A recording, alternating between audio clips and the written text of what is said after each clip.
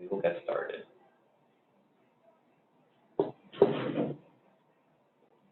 All right, hello everyone. This is Gary Feldman. I'm president of US Computer Connection, and today we're putting together our webinar on email fraud prevention. It's along part of our series of educational series for cybersecurity. And what we're going to be talking about is why is this important for you guys to think about. Email fraud has been pretty big, pretty explosive for everyone, and the reason why is because it's so easy and simple to do, and it doesn't cost the bad guys much money to send out emails. And it's popular because they're still capturing people, they're still getting information from people, and what we're trying to do is let people know what to look for. The FBI reports that $1.2 billion was lost to businesses from email scams. I have a feeling that's a low number. So many people that we know about in the local area fall for these scams. So let's take a look at what we can do to prevent this. Number one is, why do we fall for these things? A lot of times we're helpful by nature. We really want to be able to help request. Somebody might be posing as an employee or a vendor or customer. They send an email and they inquire about information. And your employees want to respond to them. Sometimes there's a sense of urgency, which makes them want to respond a little faster. And they're not looking at, is this a legitimate email or is this not? We're also curious. Some of these emails that come in have information on a particular news story or economic concerns, or it could be from your bank or elections. And they're curious. They want to learn more about it because it piques their interest. So they look, they read, they click. And the other thing is that we're efficient multitaskers. And that means that we're doing so many things at one time that we're not always paying 100% attention to what we're trying to do. So by not paying attention to what's in that email, we might fall for something. So let's take a look at some different types of emails. Number one is we have phishing. And phishing is basically an email that's going out generically to a broad base of people. It's coming from a large institution like eBay, like the one that we have here, or it could be a bank like Chase, Bank of America, Citibank, or it might even come from a large retailer like Amazon or Walmart, somebody who you do business with. And they're going to send out a request, and they're going to give you something generic, something like, hey, password change, click here on this link. They're targeting it to a large group of people. The problem is that these links a lot of times are phishing attacks, and they have ransomware. And ransomware is pretty ugly. We did a whole webinar on ransomware, so if you go to our website and go to our blog page, you can see that video as well. But what they're doing here on phishing is they're generically going after on broad scale, just going after because they know that you've done business probably with one of these major institutions. And then there's what's called spearfishing. Now this is getting a little bit more targeted. So this is an email that might have your name or some type of information that they've gathered from you, about you. And in this case, it has an account number where it says account number ending in 0485. They may have gotten that information from the internet, it might have been hijacked somehow, and the bad guys have this information. So now they're spearfishing and they're targeting you with this specific information. So spearfishing is a little bit next level, what you need to look out for. And then there's the next one, which is whalefishing or CEO fraud, which we're seeing more and more of. And whalefishing is more targeted and usually goes after like C-level executives. And the bad guys spend more time learning about their targets to get a better response. It's so easy to figure out who the C-level executives are at any business because they're listed in LinkedIn, or you could just go to the company website. And you could also find out what these people are up to or what their schedules are or when they're traveling, because you could look on their Twitter account or Facebook, and people post all the time. So The whale fisher is doing spearfishing because they're identifying specifically what these people are going, where they're going to, what they're doing, and then they're able to target a whale. The whale is the big fish, right? The one that you really want to go after because they're going to give you the most amount of reward.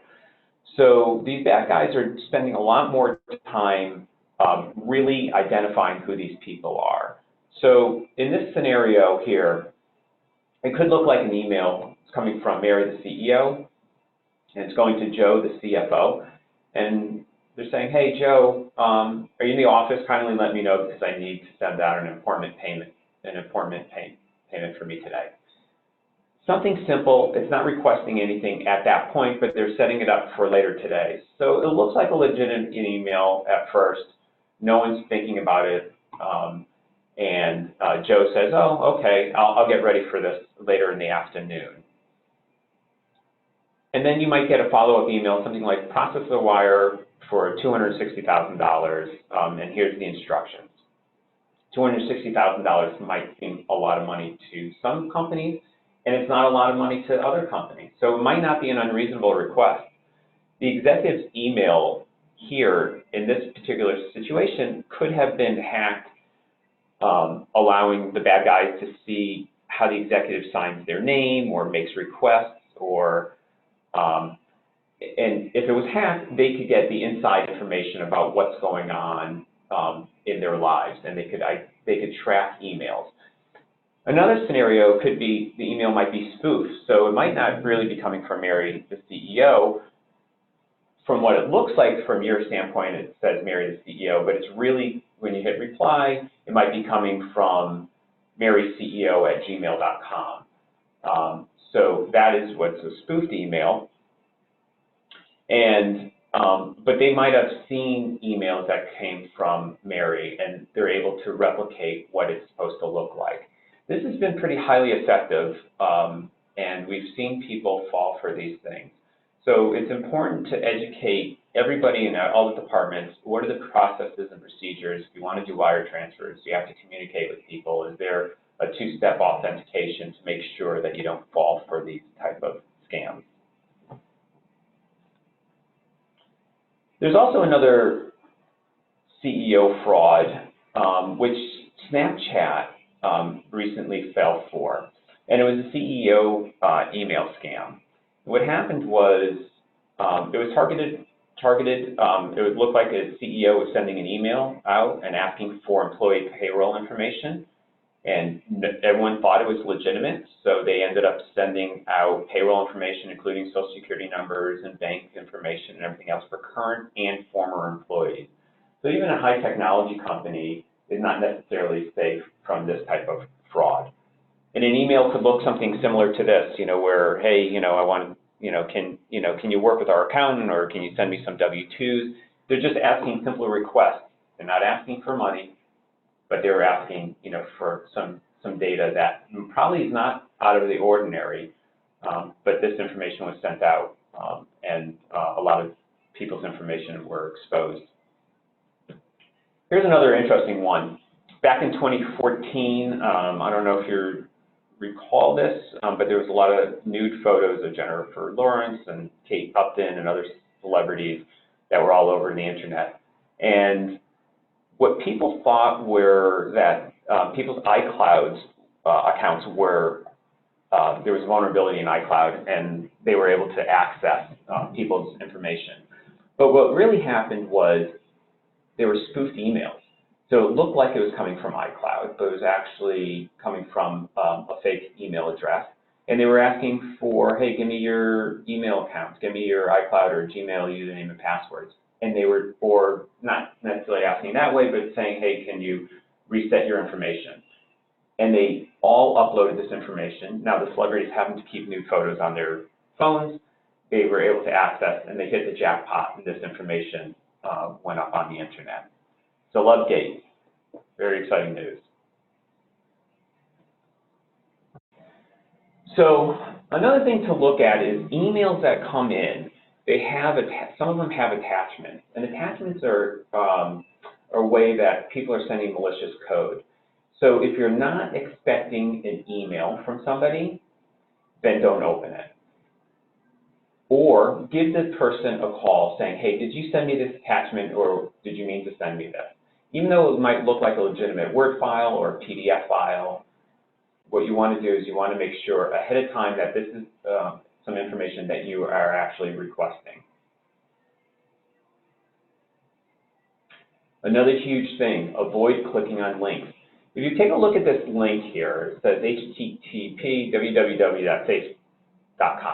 Now, face.com seems like a really legitimate site, but when you hover the mouse over that link, without clicking on it, just move that mouse over on top of that link, it actually shows that it's taking you to malicious.content.com, which doesn't sound like a safe website to me. But this is information that you could avoid clicking on by just hovering over that mouse and making sure that the site is actually legitimate before you click on it. Another thing that we recommend for our clients, or even at your computer at home, is if you remove the administrative rights, the local administrator rights from your computer, it makes it harder for any of this malicious code to be installed on your computer. So by removing this administrative right, it makes it more difficult for legitimate applications, because then you always have to type in the administrator account and password every time you want to install a legitimate piece of software. But this also removes the ability for malicious code to get installed on it as well. And another thing, don't enable macro scripts. So Microsoft blocks macro scripts intentionally because a lot of the macro scripts that are sent have malicious code in it. So unless you're expecting an Excel spreadsheet that has a lot of macros in it, and again, verify that information, don't enable macros because the malicious code comes in on this way. So how do you safeguard against email fraud? Well, it's important to create a culture of a security culture and make sure users are aware and are educated constantly, because email fraud keeps getting smarter and better and more difficult to identify. And email hijacking is rampant. So what you want to do is you want to make sure that the email that you're being received, that if it has a link on it or an attachment, that it's actually legitimate before you open it. And beware of any downloads. Double check to make sure that everything that you're receiving is legitimate by calling up, confirming, or just don't open it at all. And I hate to say this to you, but those foreign offers, they're fake. The ones that you won the foreign lottery or sweepstakes, yeah, those are guaranteed a scam. Spam filters will help identify what is legitimate and what is not legitimate, but it's not perfect. There are other software packages that we work with as well that adds another layer of protection for you that might scan all the links to see if it goes to a site that's legitimate or not legitimate. So there's ways of locking down your network and protecting it more, but the best way is user education. And we offer some plans also through our PCP and our PCTE plans. If you're not familiar with any of these, please give us a call and we'll review that as well.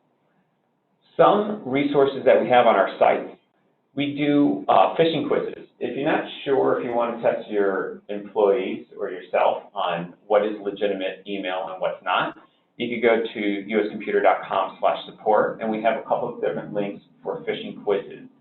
On a large scale, if you want to test your employees just to make sure they know, we work with products as well that sends out emails that look legitimate, and if they click on a link or they respond to it, then we would get alerted and we could also educate them. And when they click on a link that they shouldn't be, they could get educated as well as why that was something that they shouldn't be clicking on. Employee education, as we're trying to say here, is very critical. Another thing is that we put together is an advisory, a social engineering advisory on what to look for in an email. So if you go to uscomputer.com/advisory, we have a nice PDF for you to download, and I strongly recommend to share that with everybody that you know. And we do these types of events all the time. So if you go to uscomputer.com/events, you'll be able to see what our online training schedule looks like. We also are available to go on site to help train your staff as well. So that's what I have for you right now, is a quick one on what to look for in emails. And I open it up if you guys have any questions that I can answer. Okay, well, hearing none, thank you for your time, and have a great day, everybody.